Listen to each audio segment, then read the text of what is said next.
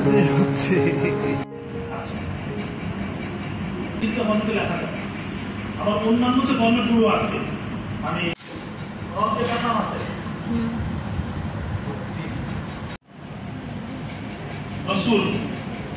এই ফটোগ্রাফিটা সুলুস ক্যালিগ্রাফির ক্ষেত্রে সবচেয়ে গুরুত্বপূর্ণ। আমরা এটা একটা নোকতা, এই একটা নোকতা। আপনি আপনার হাতে যেই মাপ অনুযায়ী পেন্সিলটা আছে ওই মাপ অনুযায়ী আগে একটা নোকতা দিয়ে নেবেন। এই একটা নোকতা দিলাম, নোকতাটা 45 ডিগ্রি অ্যাঙ্গেলে একটু বাঁকা থাকবে। এই যে দেখেন এখানে অনেকগুলো নোকতা দেওয়া আছে। এই নোকতাগুলো আমরা প্র্যাকটিস করবো, আগে নোকতাগুলো প্র্যাকটিস করবো, তারপরে আমরা হরফ লিখবো। এই যে আমি লিখলাম, এখন দেখেন একটা শেষ আর একটা শুরু। এই নোকতাগুলো আপনি প্রপারলি যখন লিখতে পারবেন, আঁকতে পারবেন, তখন গিয়ে আপনি ক্যালিগ্রাফি এই 45 ডিগ্রি গেলে উপর থেকে নিচের দিকে আনলে একটা লাইন হবে, তখন পেন্সিল ধরা ঠিক আছে। যখন আপনার পেন্সিল ধরা ঠিক থাকবে তখন আপনার ক্যালিগ্রাফি লিখতে সহজ হয়ে যাবে। আরেকটা ব্যাপার হচ্ছে যে বাঁকা শেপগুলোতে আপনি যাবেন, বাঁকা শেপগুলোতে গেলেও আপনার কবজি, হাতের কবজি কিন্তু ঘোরানো যাবে না। পেন্সিল ঠিকঠাক মতো ঘুরবে, পেন্সিল তার মতো করে ঘুরবে। যেমন আমার হাত কিন্তু কবজি, আমি ইনশাআল্লাহ আগামীকালকে এই বাঁশের কলম দিয়ে কিভাবে লিখতে হবে সেটা দেখে নেবো, তাহলে সহজ হয়ে যাবে। হ্যাঁ, পেপারের মধ্যে। তাহলে এই শেপটাকে আপনাদের হচ্ছে একটু খেয়াল করে দেখেন তো, এই শেপগুলো যদি ঠিকঠাক মতো হয় তাহলে আপনাদের পেন্সিল ধরা ঠিক আছে। হ্যাঁ, এটা না হলে এই যে 45 ডিগ্রি গেলে প্রথমে আপনি একটা লাইন দেবেন, একটা লাইন, তারপরে ডান দিকে যাবেন, আবার বাম দিকে, আবার ডান দিকে, তাহলে বুঝবেন আপনার পেন্সিল ধরা ঠিক আছে। আমি আরো বড় করে দেখাচ্ছি।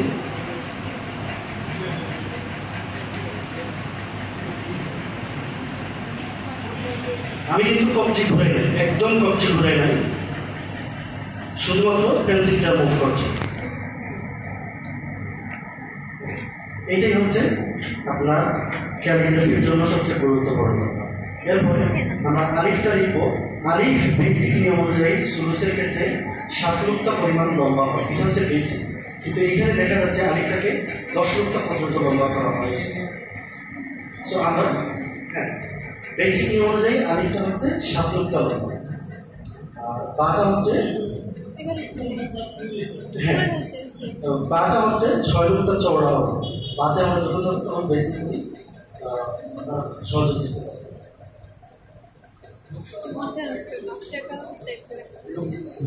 এই জন্যই আমি কলমটা দেখিয়ে দিয়েছি। নুক্তার মাপ কি? আপনার এই যে কলম অনুযায়ী এই কলমের মাথা যতটুকু আছে ওইটাই হচ্ছে আপনার নুক্তা। যেমন আপনি এটাকে আমি টান দিলাম, এই এক নুক্তা হবে এই কলম দিয়ে। সো আপনার দুইটা পেন্সিল যদি হয়, দুইটা পেন্সিলকে একসাথে ধরে যে নুক্তাটা আপনার হচ্ছে ওইটাই হচ্ছে আপনার পুরো কম্পোজিশনের মাপ। প্রত্যেকটা অংশে এই মাপটাই থাকবে। এখন কলমের মাপটা কতটুকু হবে সেটা ডিসাইড করে দিতে হবে।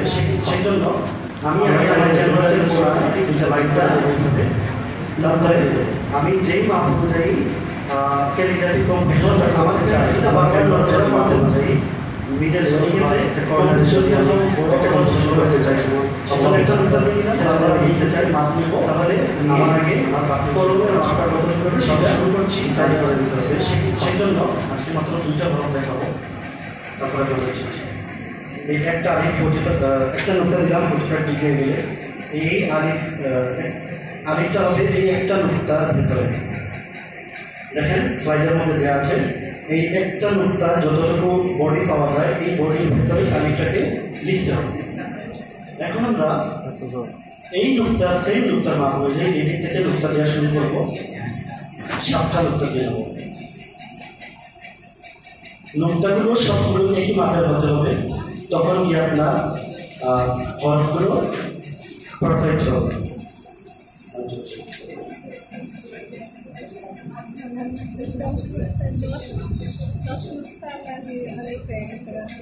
আমি আগেই 7টা নুক্তা দিয়ে নিলাম, কারণ এই মাপের ভিতরে আমাকে আলিফটাকে লিখতে হবে। এর ভিতরে এটা হচ্ছে জিওমেট্রিক মাপ অনুযায়ী আপনারা কেউ চাইলে যদি মনে করেন এটা অনেক কঠিন মনে হচ্ছে তাহলে ফ্রি হ্যান্ডে লিখতে পারবেন। যেমন আমি ফ্রি হ্যান্ডে এই পাশে লিখে দিলাম 45 ডিগ্রি অ্যাঙ্গেলে ধরে শেষ অংশে জাস্ট একটা পেন্সিল উঠে মিলিয়ে দিলাম।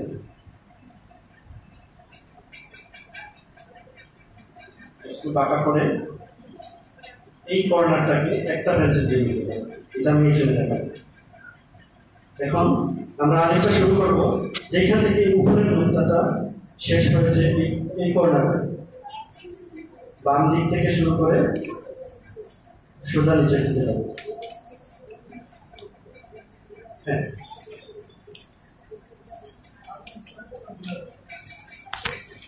চার নোটটা পর্যন্ত গিয়ে আমরা আস্তে আস্তে পাকা করবো। এখান থেকে গিয়ে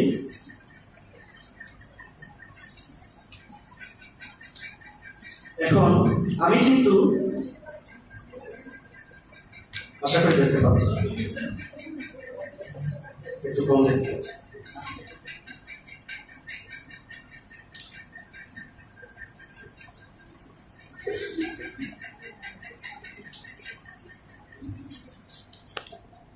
প্রত্যেকে কিন্তু আপনাদের এই শীতটাকে বাসায় নিয়ে যাবেন এবং এই তিনটা ভালো প্র্যাকটিস করে কালকে নিয়ে আসবেন। আলিফ বা আর জিম এই তিনটা।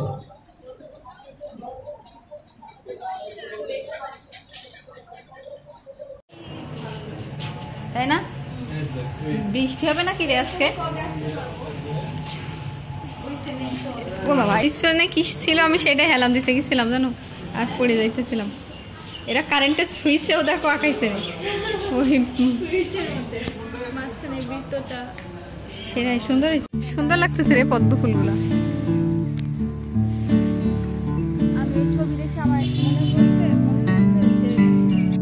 সেটাই রে সুন্দর লাগতেছে, ওয়েদারটাও কত সুন্দর আজকে।